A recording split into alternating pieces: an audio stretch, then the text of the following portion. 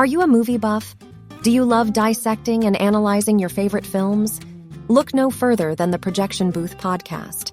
Join host Mike White and a bevy of guest experts as they explore the history, themes, and legacy of cult classics, obscure gems, and mainstream hits. Join us every week for a unique and engaging look at your favorite movies. So sit back, grab some popcorn, and tune in to the Projection Booth podcast, available on all major podcast platforms.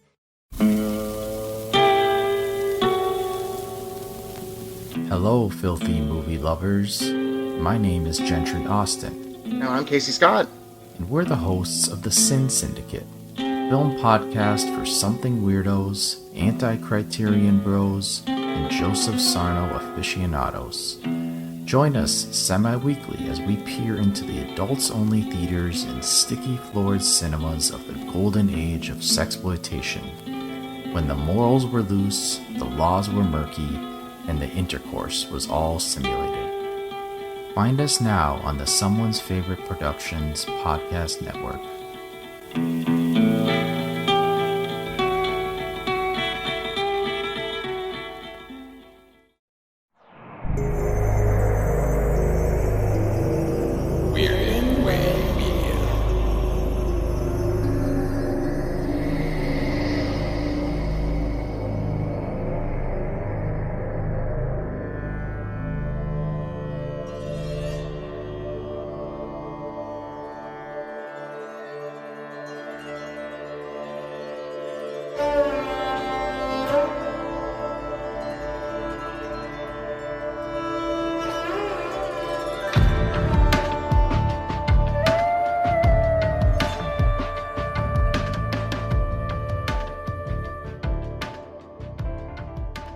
I almost hit leave meeting. I feel like the leave meeting is an option. We're like recording in progress. Leave meeting. Goodbye. I don't want to be part of this. Whatever this was, I have no interest in being part of. Hello, everyone, and welcome to the Bollywood Cinema Club, a podcast where we take a look at Indian cinema every other week. I am the host, Chris Dashi, the host of this show that spun off from the Culture Cast, and I am joined by two good friends of mine. You have heard one of them here before, and the other one all over the place as well, but they're here together today to join me to talk about a sequel that Jess saw that Maggie hasn't. So, this will be a little, I think you can watch this movie without it. So I think we're fine. Talking about the Scary Stories We Tell podcast, one of the hosts of that show, Jess Byard. Hello, everyone. And frequent guest on Scary Stories We Tell, to the point where you're kind of a host of a part of the show in your own way, Maggie the Odd. Tim Conway. We're an ecosystem of hosts. Dolan on Dolan. Is this like Dorf on Dorf? Is that what you're saying? Yes, exactly. Yes, it's the Tim Conway guest approach where it's like, when are they going to put them on? People don't talk about Tim Conway enough. People our age aren't talking about Tim Conway enough, Well, they should be. Many problems with the youth today. Youth of today don't know about Dorf on Golf, I mean, it's a real shame. Turn this into the Three Grandpas podcast before we start. It's the Conway cast. God. I like that we started out as the three guys, and in 3 years, we have become the Three Grandpas. Yeah. Yeah, the last time Jess and I talked on Scary Stories We Tell was Grandpa Cast 2023. Big Grandpa energy. So I don't think we're going to have grandpa energy on this episode because we're going to be talking about a sequel to a film that we covered in August of 2020 over on the Culture Cast. A little film that you can watch on its own because Maggie did. It's a sequel to, at the time, the most expensive Indian cinema film ever made. Not the case anymore. We're talking about a little film called 2.0, otherwise known as Enthuron 2.0. So the film is directed by S. Shankar, just like the first one. It is a sequel to the original, but also somewhat of a standalone film. And it stars, once again, superstar Rajnikant in not a double role, but a triple role, as once again, Dr. Vasigaran, Chitty, and then Chitty 3.0, otherwise known as Cutty, a micro robot that, well, we'll get to it when we get to it. Film also stars Akshay Kumar as Dr. Rajan, a ornithologist who loves birds a lot, and Amy Jackson plays Neela, the robot that's not the one that looks like Rajnikant. That's really what it boils down to. Kind of. Good diversity among the other robot. The other robot. And Not also the coffee machine, but the other one. right. And also returning in a son, at least, the son of the original villain from the first movie, Dr. Bora's son, aptly named Dina Bora in this film, played by Sidhansu Pandey. So the film is all about a new threat that happens to rear its ugly head in India, that they think the only way to solve it is to bring in the decommissioned Chitty, because, like we mentioned, this is a sequel. So at the end of the first film, Chitty is decommissioned and put in it's kind of like a glass box to just sit there. A nice display case. Yeah, it should be in a museum or is in a museum. Right. It is a museum. Yeah. And then if I remember correctly, at the end of the first movie, it jumps into the future, quite a ways. So this may be taking place in between now and then. It's never made very clear, but this threat is cell phones start disappearing. And then once they've disappeared, they start reappearing and killing people in, shall we say, creative ways. So, Maggie, since you're the newcomer to the Entheron series, which may or may not continue, who knows? Rajnikant is still kicking it, still making movies, thank God. I want to know what you thought about 2.0. I don't know. Watching all of these action sequences really made me wish that more heroes wore Heelys. Because I think those landings are that was the best part of the film, was just the skateaway landings. But it was a lot. Yes. Being a big fan of RoboCop, I'm always down for robot crime fighting. It's just this had a lot of elements going for it, and none of them seemed to No. What about you, Jess? As you shake your perfectly coiffed hair. No. Rajnikant style. This, given that I saw the movie before this movie is nothing like that movie at all. And it's not for the better. It's not that it's a different movie for the better. No, I thought this movie was almost unbearable to watch. I'm not going to say I'm surprised by either of y'all's sentiments.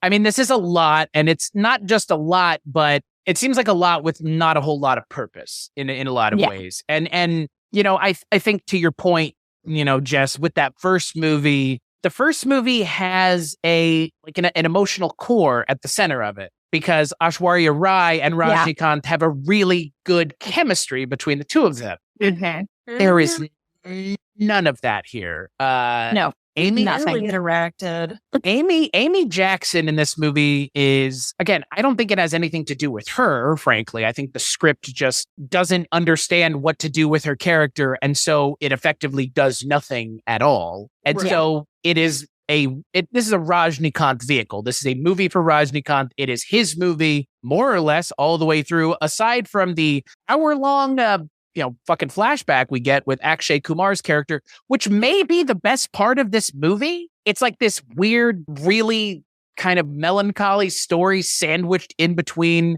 more 2.0 Entheron craziness, amped up even higher. Right. Well, it was the only level of character development that we got in any of the mains, and it just happened to be, the guy you're not supposed to be rooting for there. So. But I feel like that's the point of the movie, though, in a weird way. And again, they kind of do this in some other Indian cinema that I've seen, something like Doom or Doom 2 or even Doom 3. It's it's less about our heroes and more about the villain. And I mean, I do appreciate that, but the balance here is all off because, like you mentioned, Maggie, there's no character development for our hero. It's we've got him from the last movie as is, and that's all you need to know. And yeah, we're going to give almost a literal third of this movie to another character to talk about why he is the way he is, and the bird sanctuary, and why he's an ornithologist. And I mean, they even start with the day I was born. And it's oh my God, we're going that far back with this character. And it almost makes you, by the end of the movie, go, if Dr. Rajan succeeded, I'm not sure it'd be the end of the world. He's humanized so much more than our hero is. You kind of can't help but feel bad for him. And obviously that was the point of this entire extended flashback. But he almost ends up seeming like the hero of the piece, even though he's so clearly not meant to. Bingo. Right. You guys are talking about how much chemistry the OGs had, where it's like, that would be sick if they had that energy on the other end, because that's what makes these fight scenes super engaging. There's something at risk. There's a whole backstory that you're aware of. And when they're fighting each other, it needs to be like that competition of energy and purpose and what it means for them to win. This one didn't quite have that punch with any of the action sequences. It was mostly a spectacle with no power behind their punch. So that's always very frustrating, especially when they take the time to give a good backstory, but only to one half of the equation that we're supposed to be witnessing. It's interesting because it feels to me that this movie seems like it was two movies at one time. That it was a movie about the ornithologists and the cell phones and the, an environmental peace movie about that. And then they wanted to do a 2.0 sequel and somehow crammed that into this movie because Chitty is like a non-entity, really, for a good percentage of this movie.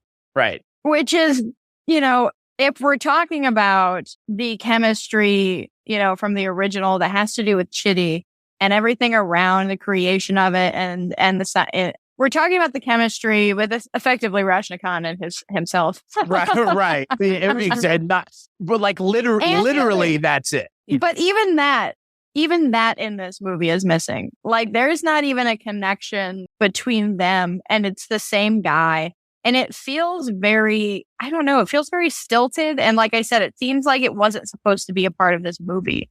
And I'm sure that that's not true, but that's just how it comes off as we go along, especially since we spend so much time in the extended flashback with the doctor and learning all of this stuff about him. We don't even get to the 2.0 aspect until well into the movie. And at that point, they don't do anything to connect Chitty and to really meld these stories in the way other movies we've watched for this podcast do, because they all do the very extended flashbacks about people and, things that kind of take you away from the main plot for a long time.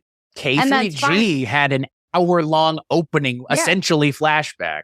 Right. And that's fine. But it's fine when it works, when you can meld and bring the characters all back together in a really fluid way and that they all connect with each other. But in this, it just kind of seems like we get out of that extended flashback and then boom, we're in a kind of different movie and we're just supposed to run with it. Well, and I think to your point, you mentioned the first movie. I think the thing about the first movie that did work so well, obviously, Aishwarya Rai and Rajnikant have great chemistry, both as Dr. Basigaran and as Chitty the robot. Because like you said, it's effectively two performances in that movie. Technically, you could even say three almost, because you have the good Chitty and bad Chitty. And in this movie, it's like in the last movie where good Chitty disappears after a while because they bring back the 2.0 version, which is in the last movie, the evil version of Chitty that is now, Terminator Judgment Day style. He's the good guy again. Yeah. Or for the first time, he's the good guy. Or he is being perceived as the good guy by everybody because, again, I'm sure his perception was he was the hero of the last piece anyways. But it's just, it didn't start out as a movie that didn't have Chitty in it. It was an Entheron sequel. But to your point, Jess, it feels so disappointing that I almost wish it wasn't. It just, everything with Chitty feels like an afterthought to the point where it's like, who do we get to fight this villain? I guess we have Chitty, so... Right. We could just do a sequel and that movie. That's not that the movie wasn't successful. We both know. Exactly. We all know that movie was successful. It made a ton of money. Yep. But this, if the point of this movie was to make a sequel to the last movie, it ends up being more about another character who goes nowhere else but in this movie. And then the character that we are expecting to know and learn more about and maybe see another dimension to is sidelined, which again, it could have worked. It just doesn't here. Right. Man, it's almost like Hellraiser, mid run for that, where it's like Hellraiser Inferno, where it's like, we had a different script and then we just kind of podged it together. How do we fit Cenobites in this? All right, let's go. Right. But again, that's not actually what happened here, but because of the way this movie feels so disjointed, it does feel that. Because like at some point you're just like, da-da-da-da-da, and oh yeah, we still got Chitty, so we should just do that. And they're like, I guess, like, do you guys not remember you have characters in this movie going like, do you guys not remember the last time this happened? Like, he's locked up for a reason. We're not using him for a reason. Like, right. Because he's a killer fucking robot. Like, and it doesn't really become really an issue. Right.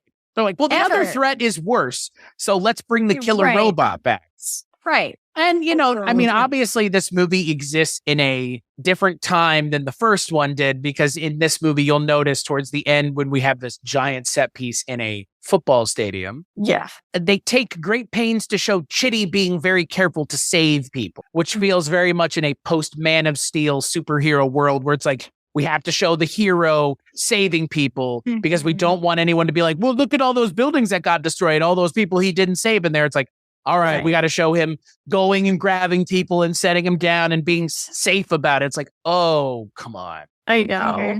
You swung too far in the other direction is essentially what's happened here. Because like in the first movie, there isn't really the villain is the hero. Like, yeah, you made a machine of yourself that's now this super powered being, and you are effectively just having to, it's a Frankenstein monster. Situation. Right. Exactly. Which is why that movie works so well, because it draws on things that we're used to and does something with them that feel unique to Indian cinema. And I'm not going to sit here and say that I've seen the things that this movie is presenting. A giant bird made out of cell phones is an interesting image to see on screen, and it's novel and unique and it feels fresh. However, nothing ends up coming of it. No. And honestly, I wish the audio design were just a little bit better on it. That's like the one thing I hate, like the friggin' ASMR nonsense. And that felt like you just... The crunchy fun. Oh, it's like he took the microphone and threw it in a blender with like shrapnel in it. And that's just all like, it's very grating, very creative. I love the thought. I really love the thoughts. But it's just, if the audio were a bit more clean, it'd be a little bit easier to get through those scenes, because they do kind of do the weird, like, how are we going to kill this person in a room with a shitload of cell phones? And I mean, they go balls to the wall on creativity for like, oh, it like shreds them apart and whatever. But it's just, those scenes are too long to have that screaming metallic sound. It's a lot. I mean, and I understand now when y'all said like, it's a little much, like it feels intentionally abrasive, because again, like it is, but it's supposed to, right? But it's an odd choice. Why would you treat too much? Why would you treat your audience that way? In a way, right? You couldn't have sat in the audio. Well, and you couldn't have sat in the audio bay and been like, "I'm hearing this, and this is not annoying." Like, yeah, it is. Yes, it actually is annoying, and it's horrible. You feel surrounded. That's for sure. You feel surrounded by a bunch of cell phones attacking you. Right. Just too long. Sound design aside, the way that they use the cell phones in this movie is creative. I've never seen someone exploded from the inside out by cell phones. I didn't know. Yeah.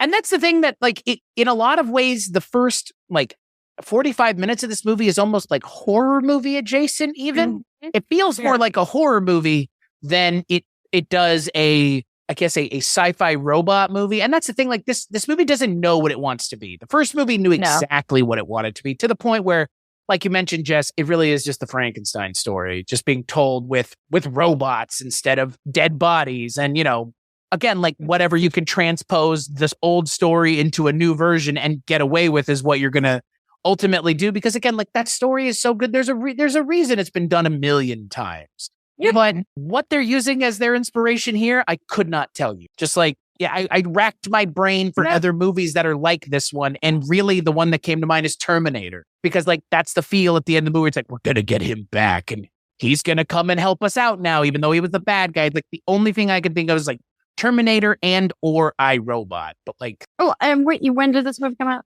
It came out in 2018. 2018. Yeah. So, I mean, there's obviously the strong environmentalism aspect theme of this movie. Was there?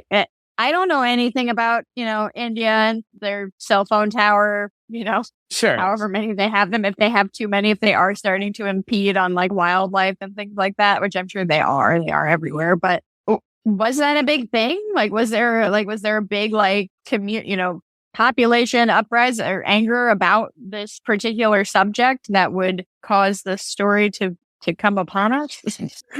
I couldn't find anything about it because again, like you're asking, it seems like such a specific thing. Yeah. Like, Yeah. like, and this is a terrible example in a lot of ways, but it makes sense. Like Steven Seagal's, not Fire Down Below, On Deadly Ground. It's like, oh, he's a EPA agent and he's gonna go or he's not an EPA agent. I guess he's like an oil drilling wildcat or some shit. He's like, and it's all about this like weird environmental message that's like, this seems oddly specific in a way that you are the one who is motivated by it, less the world writ large. Like, again, the thing with the cell phones, like the thing with cell phones and birds, it seems personal.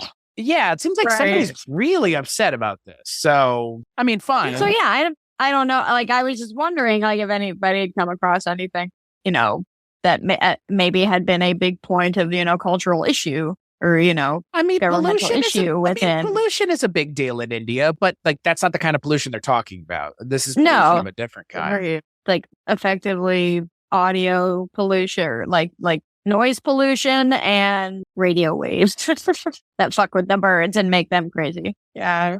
I'm just impressed that just coming from a Western perspective, considering it's cell phone towers, bird deaths, and people losing their phones all at once and not knowing what to do, it's like it didn't go down any predictable route.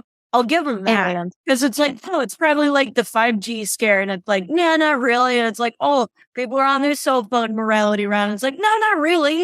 And it's like, oh, right. And yeah, is it trying to make a statement on like people are on their phones too much? No, it's not doing that. Cell phones kill birds. Yeah, there you go. Which the cell phone becomes the bird. I get, yeah. And then it's the one doing the killing. It is reborn. Yes. And, I think it is kind of unfortunate that the rest of the movie doesn't live up to the set pieces because the set pieces are good. They are entertaining. They're well done. And, I've seen quality levels of CGI across all kinds of cinema, both Indian and Western, like we all have. And it's not bad for 2018 and it's not bad for 2023 either. It's perfectly fine for the most part. Right. But I mean, it is just like towards the end of the movie, it's an action set piece for like an hour is what it feels like. And it's just an assault on the senses. Yeah, that's the other thing with the latter half of this movie is that once Shitty does become involved, it does just feel like it's fight after fight after fight after fight. And it's a lot of quick cut, hard cuts, just very disorienting to watch. And it goes on consecutively for a long time with very minimal breaks in between of anything else happening. And the little things that are happening in between, again, like we've said, aren't that interesting because the characters have zero chemistry with each other at all. If they're even given time to interact to begin with, Amy Jackson and Rajnikanth have very little chemistry.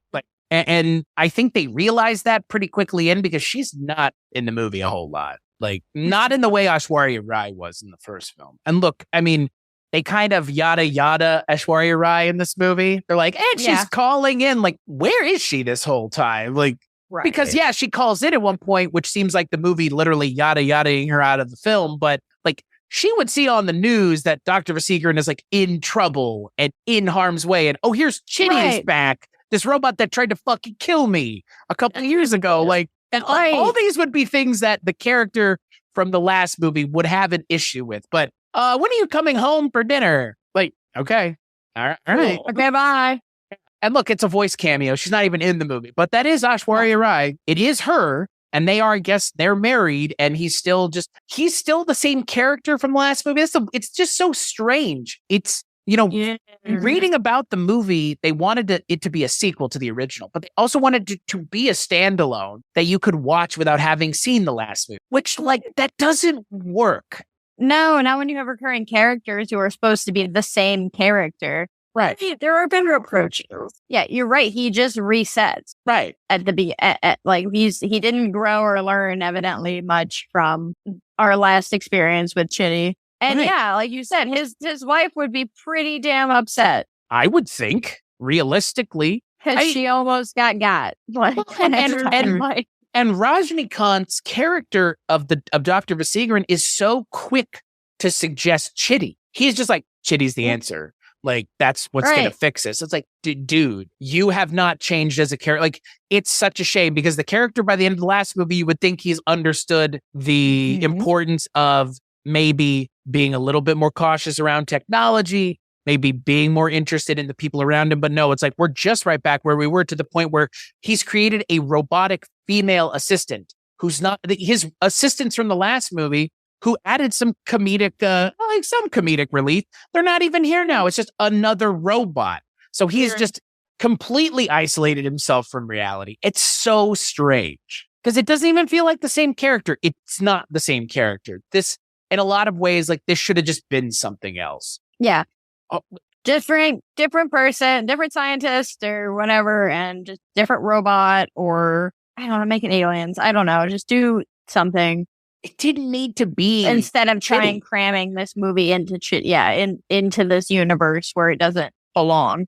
Right. I would just take the flashback as the movie, because at that rate, like, a lot of the action sequences, they had moments where the flow was pretty good, but coming from a kung fu background, where it's like I was diehard over that because of the choreography, and that's kind of like what really sells it, especially in some like moral fight to the end type of thing. And it's like, it didn't seem like the action sequences really took the time to kind of develop how this fight was going to go. There's a lot of things that just go into a fight that they didn't really skim on too much, especially with the editing, like you were mentioning, Jess. It's very disorienting and it's hard to read. Which is not good when we're talking action. Like, that's a complaint that a lot of viewers, myself and y'all, I think, would agree.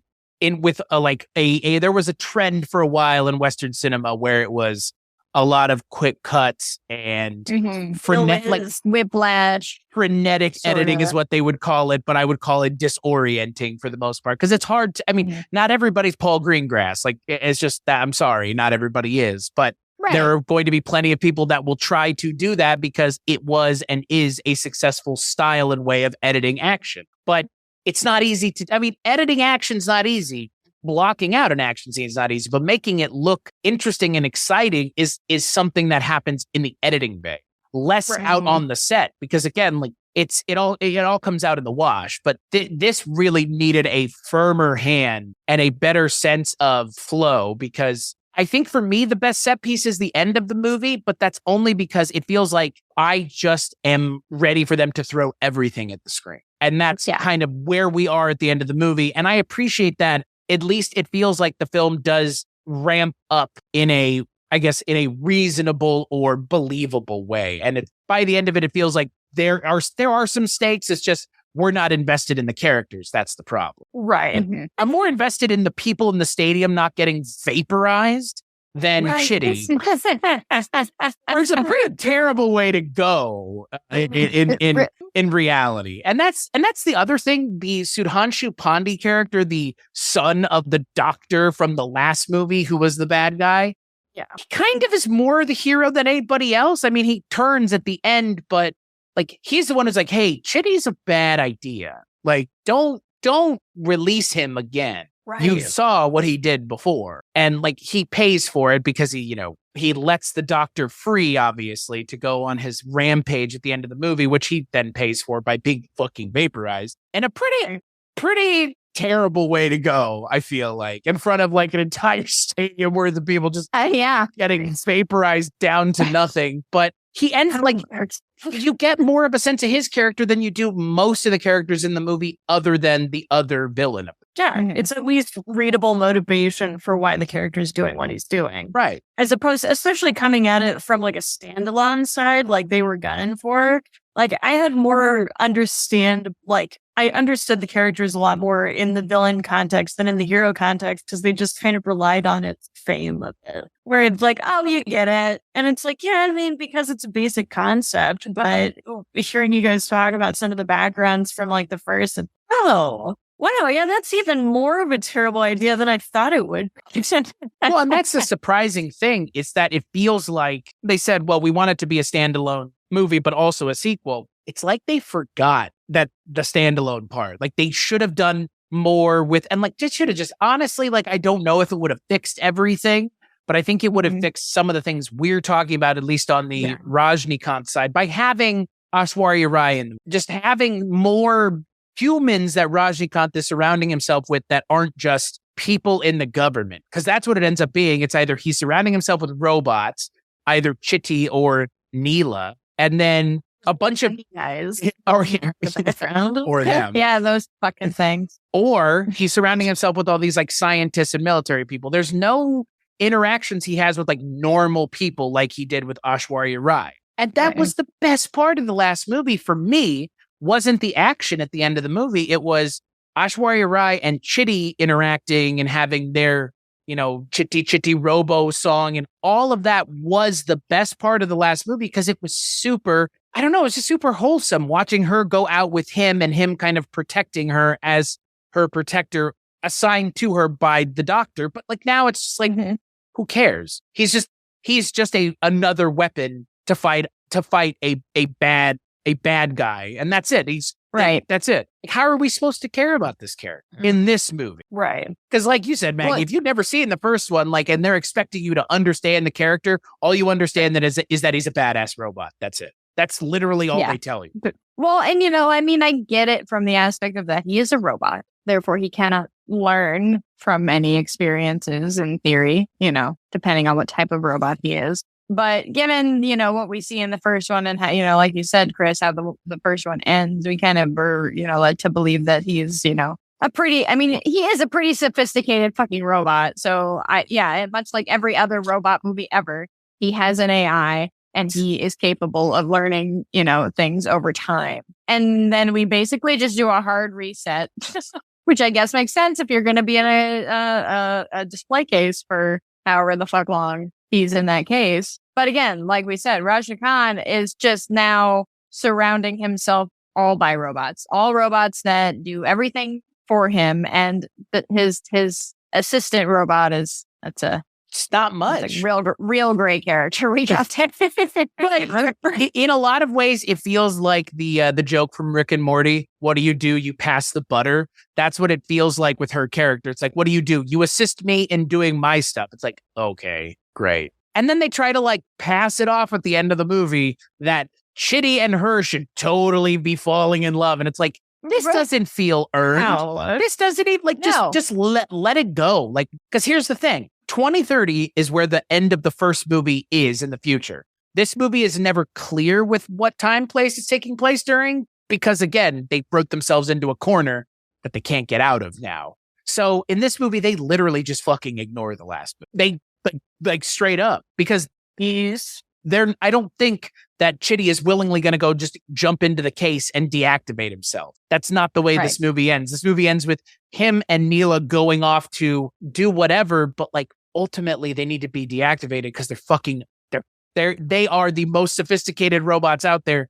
And you saw what happened in the first movie if they get a wild hair up their ass. Why would you let them just walk around freely? Did we learn nothing from this first movie? I just don't understand. No. Like it's like it didn't happen, really, other than doctors should have been locked up. Right? That's my point. Like, Rajnikant should have been locked up at the end of the first movie. Like, even if the robot saved everything, like, dude, this is still your creation. You still did this. You need to be held accountable. Right. Like, this could have picked up after he, you know, maybe got out of jail or whatever. And then maybe that's why he's, you know, more hardened and then creates all the robots to surround himself because fuck everybody. And we have a character arc somewhere. But we don't. We have just, you know, surface level. You're the mad scientist. You're kind of the mad scientist character. You're the all-powerful robot character. You're the kind of maybe love interest. And they do the same thing that they did from the first movie where it's like, you haven't been home in 8,000 days type thing. And they do the same thing. It's like, how is this character not just the same character? How is this not just a reboot, really? Like, yeah. I mean, we talk about movies over on the Culture Cast a lot that are like soft reboots or, remakes or requels and stuff. And, like Jurassic World, right? It's its own movie, but it is a sequel to Jurassic Park because, maybe even a little ham-fistedly, they show you all the Jurassic Park stuff halfway through the movie. And here's the visitor center and here's the car and here's the goggles. And it's like, yeah, that's a lot. And that's not particularly well done either. But at least I get the sense that this takes place in the same world that other things I have frame of reference for did happen. And those events are referenced and given the weight and importance that they're, at least I'm being led to believe, were from the last movie. In Jurassic World, they don't go, yeah, that Jurassic Park, well, that was a shame. All right, we're going to open up Jurassic World. It's like, I mean, It is a little yada yada in Jurassic World why they're reopening the park, but at the same time, dumb rich fuck's gonna be dumb. I was about to say it's so believable, Sam. Right. In this, it's like, not my dinosaurs. They'll be fine. Right. In this movie, it's like there is no universe where anybody would be like, yes, let the robot that killed people in the first movie out to go and fight another robot. That's only killing like 1 or 2 people. That's the other thing. The government would be like, absolutely not. I'd like to believe. Just everybody. Yeah. There's no, it feels like this movie is gaslighting us into believing the other one does. In a really unfortunate way, because I think as much as maybe the first movie has its problems, it's a much better movie than this one. Yeah. It's more enjoyable to watch. And look, I would contend this movie is an action movie. That movie was not an action movie. It had action. No, it was like set comedy. Pieces. Yeah. It's like a romantic sci-fi comedy. It was like, what if Bicentennial Man kicked ass? Like, I mean, that's, in a lot of ways, like I have a hard time describing the first movie without saying it's a mix of Bicentennial Man, The Terminator, and I, Robot. Like it's kind of all of that mixed together, but still that would be selling it short. Like with a lot of goofy moments. Right. Like fun, light moments. Like the first hour of that movie is not, there's like no action. It's just the making of Chitty, the training of Chitty. What does it mean to have a robot that looks like you? All of those are things that are answered in the first hour of that movie. In this movie, it's like, well, you know Chitty, but you don't know Chitty. And it's like, wait, what? Like, why not just do something else then? You know Chitty, but he's not really going to act. We're not going to have any of those cute, like, levity moments with him. He's basically just a robot that kicks ass now. Right. It's like, that wasn't what was successful for me in the first movie. And look, I mean, again, like, there are plenty of Indian cinema films that the sequel pivots hard. Koi Mil Gaya is a movie with Hrithik Roshan where he plays essentially a Forrest Gump style character who in the next movie, his son is a straight up fucking superhero. So again, genre pivots aren't that uncommon, but that's not what this is. This is a complete, like you said, just gaslighting. It's like the first movie never happened. It's like, I could actually take that to the bank if this movie were good. I wouldn't care. If this movie were good, it wouldn't matter that they got rid of the first movie because they gave me something entertaining to watch with the second one. This movie is really diminishing returns because I guess all they took away from the first movie was they liked the action. Yeah. Right? Like, and really that's it. Like you said, it's an action movie, but it's not any specific, like it's an action movie and also a superhero movie and also not at all a comedy or, romantic movie in the slightest. So it genre pivots, but it genre pivots into 2 very different genres. And it doesn't really commit to either one because the first half of this movie, like we talked about, is pretty gory. Right. It's kind of a horror movie. It's kind of a horror movie at the beginning. And then it just veers, after the bird robot is formed, it becomes just an action movie. But at that point, in an action movie, right, there's generally like there's a goal, like the action is coming from you're on a mission, you're on a this, right. You're on a that. The conflict is where the action normally comes from. But this is just, there's an evil guy and we got to kill his bird monster. And we don't know what his deal is. Like, it's not even like nobody, like we, the audience know what his deal is, but the characters in the world don't know what his deal is. So they don't know how to address it. They don't know how to handle it. They don't know what to do with it.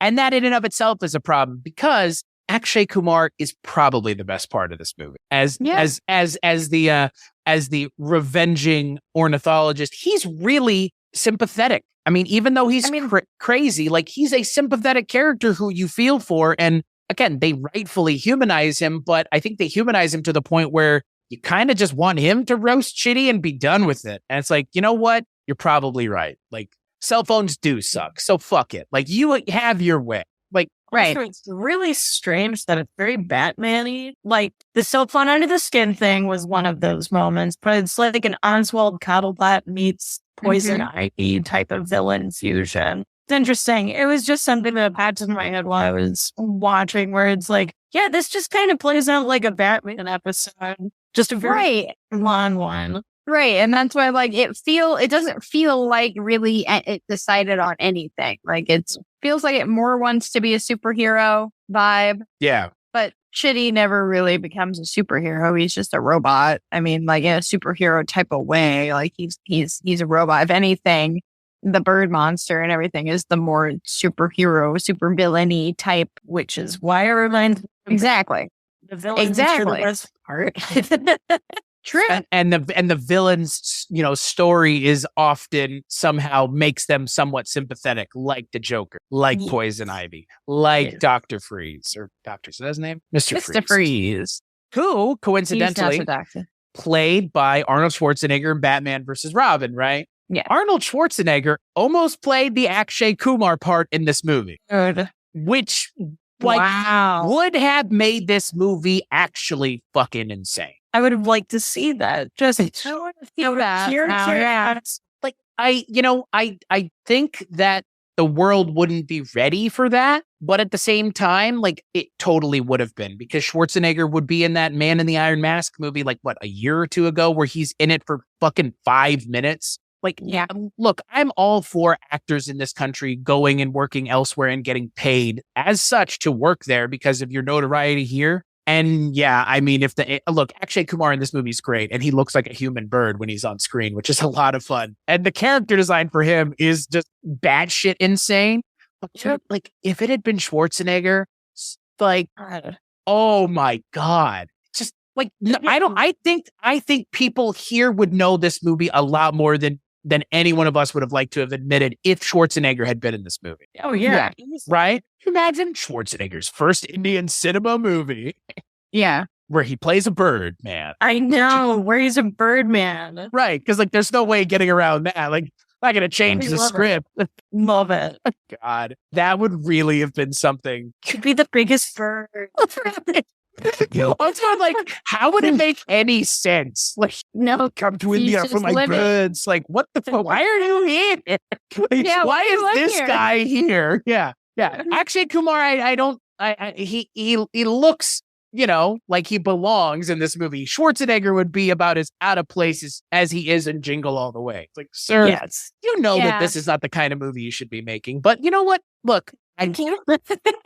I wish it had happened. I wish it had happened. One day. That would be great. That's an alternate universe I wish had happened. The reason he wanted to get involved is because the first movie made so much money. I mean, the first movie was, when it came out, the highest grossing Indian cinema film of all time. It's not anymore. And it was the most expensive movie. So, there you go. I mean, it being the most expensive movie of all time in India, seeing the first movie was well received. Like, and this movie was also well received, which I kind of find to be surprising. Yeah. But I mean, I guess it's kind of one of those things where it's like, it's a well-known IP, so why wouldn't people check it out? Kind of almost like a curiosity stake as opposed to anything else. Yeah, but the critics are, the critics are more just like, they're focused on Akshay Kumar's performance, which I get. Yeah. And the direction of but yeah, after having watched this movie 2 times now, I feel like I don't ever need to revisit this movie. Not really, no.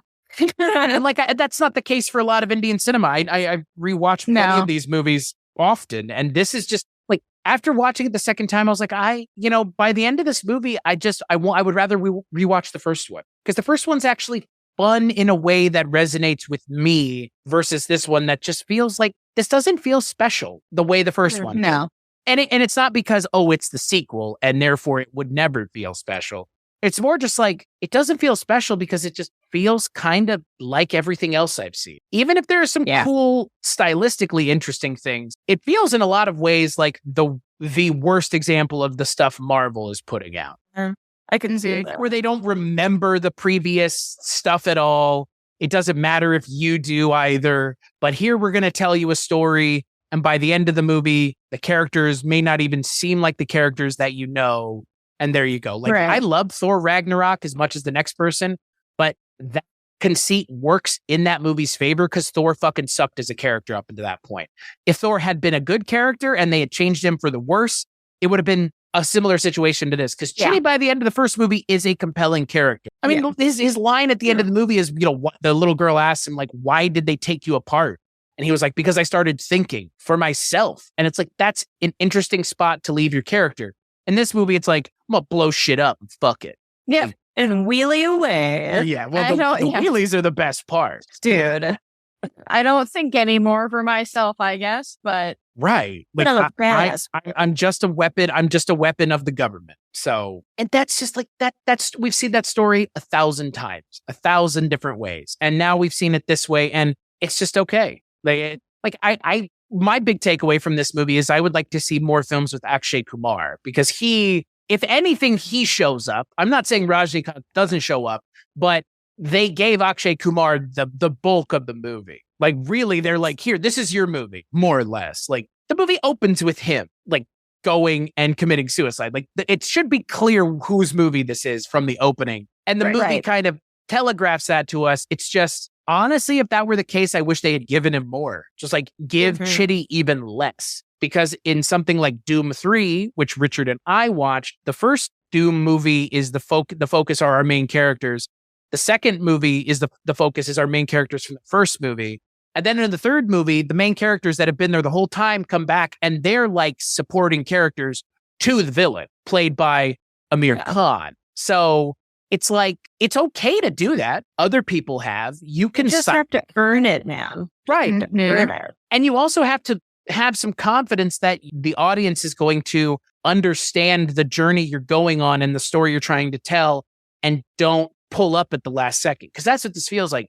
They should have just committed to Akshay Kumar's character and given him the bulk majority of this film, like 2/3 of the movie. And then by the end of it, we want to see him get defeated by Chitty, because we've seen his journey go from being a, ornithologist who has a baby bird cry on him in his crib, and he comes back to life, which is just, again, like things you don't think you're ever going to see, but yet here we are. And then you can follow his journey of transitioning into this villain who by the end of it is willing to vaporize a stadium full of people. Seeing that journey would be interesting, and watching Chitty kind of being the fly in the ointment, and Chitty will get the upper hand in the end, would have been an interesting way to tell this story.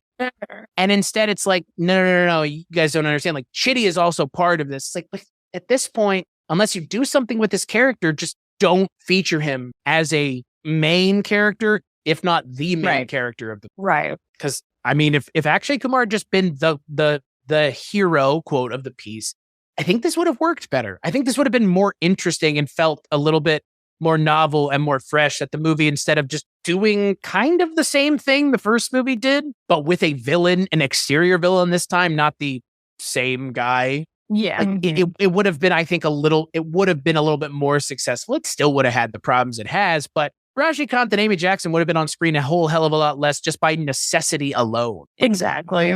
Yeah. It's too bad. And it really is, because that first movie is a lot of fun. And this one's just not. Like, it's fun in spurts, but those spurts don't make up for a lot of just like wheel spinning. Yeah. It's too long of a feature to be floundering half as much as this. Right. It's 147 minutes. This isn't a short film by any stretch of the imagination. And it also kind of kills me that this is like, I guess all sequels are unnecessary, but some sequels are, the first one lends itself to being a continued story. Right. The first one doesn't have to be. This one didn't have to be. There was nothing at the end of it that like really, really made it that was like, you need to bring these characters back to resolve this issue. It could have been left. So I agree. I don't understand what the call was for this on it. Like, why? Why was this the direction? Why did you need to make another Chitty movie? Why couldn't it just be some other, could have been anything. Insert Yeah. Yeah, insert character here. Like, it could be anything. Like, And realistically, did it need to have to be a superhero fighting the robot bird? Like, it could have been just like a normal character played by any Indian actor. Like, it would have been cooler if like Chitty was persuaded and like joined the evil side. Yeah, like the boar. And then Rajna Khan has to, be a person again right. and be like, oh, oops, No, instead they do that this was a terrible idea. Maybe I need to actually learn as a person this time. But no. Instead it's I'm gonna do the whole let me sacrifice myself thing. Because then if we'd let, okay, Chitty gets persuaded by the evil bird monster, that means, okay, yes, we're picking up from the last movie where Chitty had effectively updated, for lack of a better term, of like understanding thinking, and therefore persuasion would be a thing that could happen to something. And if you're already a supermassive, powerful entity who did some pretty bad shit in your past, you could be easily pulled into that world. And it would have blended the stories better. I don't know. Anything, like just any type of blending would have been better than feeling like it just got shoehorned right into this middle of the movie. Well, I think that is kind of, for me, the biggest takeaway here. It's just, I've talked about this before, that sequels in Indian cinema were not a thing. I mean, there was just not a sequel to DDLJ. There's Kuch Kuch Hota Hai, there's K3G, but those are actors playing different characters. It's just the same actors are being cast because they have charisma with one another, but they're not playing the same characters. And it seems like that sentiment kind of transferred here when it should have been something that should have been ignored. Because, yes, Luke Skywalker shows up in The Mandalorian and he shows up in other things, but that is a consistent character being more or less portrayed the same way he's portrayed everywhere. In this movie, they do not feel like characters from the last movie. And if you're going to do this, even if you want it to be standalone, even if you want it to be perceived as on its own without any connection to the previous movie, especially if, like you really have to make sure that the characters are well defined, or we can understand who they were from the last movie without you having to spend 45 minutes explaining that. Because then it's like, why not just make this a fucking sequel then? But they don't do either here. They do both or neither. Like, I can't tell if they're doing neither or they're just like, it's hard to tell because nothing is successful with Rajnikant's character in the movie. And I can't tell if they're trying too hard or not trying enough, because nothing is successful with anything outside of the Akshay Kumar stuff in this movie, for me. Right. Yeah. Same. Even the musical numbers aren't that memorable. Oh my God. Which is such a shame. It's usually the highlight, because I was kind of looking forward to what ridiculous songs they were going to throw at me in something that had cell phone variants. Like, as a kid. Right. There's nothing. You get nothing. Very few. You get one at the end, which ends up being, it's not like the song's not catchy. It's just like, it's fine. Like, but there's like, that's it for the most part. Like the one at the end, I think, is the most memorable because it's also the most interesting to look at. Like, there's a lot of weird things going on that you can kind of be amazed by, I guess. I mean, again, like by the end of this movie, you're just kind of exhausted. Mm-hmm. Yeah. And that's never a good By feeling. 45 minutes into this movie, I was exhausted. It's not a good feeling as an audience member to be exhausted with a movie. Like, that's not where you want to be. If you're listening to this and you're a person who is susceptible to sensory overload, probably not with this one. Check out the last movie. Especially sound. Yeah. No, watch the last one. Last one's fun. The last one is it's a half an hour shorter. It's not my favorite of the Bollywood movies that we've watched together, but it's by far not my least favorite. That's probably this one now. It might be. And that's a shame because, I mean, all the pieces are here. There are no, I mean, again, Amy Jackson, I have not seen in anything else, so I can't comment on her as an actor, but she's not good here. Not that she's given anything to do other than look good in that suit, but which she does. Like, again, that there's no denying that, but like that can't be enough. But that is seemingly where they're hanging their hat, is like, she's good looking and that's it. And look, Katrina Kaif got fucking used the same way in Thugs of Hindostan, where it's like, she's going to do a song and that's it. And it's like, okay, I get it. That's a cameo. This, it's like, she's part of the movie. You guys know that, right? Like, she's not a cameo. She is a character who by the end of the movie we're supposed to believe her and Chitty are going to go off together. And since Jess, you did see the first movie as I did, the way the first movie ends, I would take it over the way this movie. Like the ending of the first movie feels like you said, a definitive, like, do we need anything else here? It's like a joke, the gag. Oh, here's a little baby robot. What? Why? Like, why is his cell phone his grandson? Like, what? No, like, what? It makes no sense. Like, the way the first movie ended, it felt like there's no more story here that needs to be told. Like, I get it. Like, the character of Chitty has come on a journey. We learned our lesson. Right. You would think, but here we are with Dr. Vasigarin just going, hey guys, do you guys remember the killer robot? Let's get him out of prison. Like, all right. Turns out we just needed a bird monster. Yeah. Turns out he wasn't a big enough threat. We need to have him fight the bigger threat. It's like, okay, I mean, I get it, but why? Don't use Chitty. Let him go. Realistically, would this have worked better if Chitty hadn't been the robot and Chitty had helped make the next version of him? And that's what it was? Like, would that have worked? I can't even or is this movie just kind of anything outside of our villain's arc is just kind of not worth dealing with because the first movie was so good? Now that I knew that, Chitty was evil, I would have really hoped that they had more of the connecting Bluetooth or Wi-Fi to the cloud of cell phones. Like just you mentioned, the tone the line of, you can't an old robot, new programs type of situation. Right. But it's knowing that he started out as this fucking threat, I would have hoped that they would have gone the kaiju route where it's well, shit, we got Mechagodzilla out there. Let's recruit Mothra. Let's go. Right. And it's there's nobody else to recruit other than Chitty. That's it. It's because there were so many other robots, even the ones ditzing around in the background that I know were just rentals. I don't care. I was hoping for just a bit more involvement because that is that scientist thing. And I thought, okay, so he's probably isolated because nobody's understanding the morality of having a thoughtful robot. That's why it's in the museum and turned off. I already had a bunch of built-in lore that I projected on it. But there was no follow to any of them to even allude to that could potentially be it. They just wanted to punch him up, but they didn't approach it in the way of a traditional punch him up.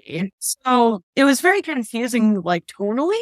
There were moments that were very successful. I was honestly hoping for a little bit more of the horror route that they started with in the beginning, because that montage was pretty crisp. That was really nice. And then you throw in the backstory and I'm okay, so if we go back to the jump cut and really make this spectacle worth it, because it seemed like it was more of a showing off the spectacle of the CGI and one-upping themselves in this big movie. But I don't know. It was just big shoes to fill from what I can tell. So yeah, there's only so far you can get. Well, and the first movie was not really interested in doing what this movie was doing. The first movie was interested in telling the story of Chitty the robot and what he the journey he goes on from being a robot to essentially, I guess, by the end of it, be again, and as much as these narratives ever get there, being human or learning and understanding what it means to be human.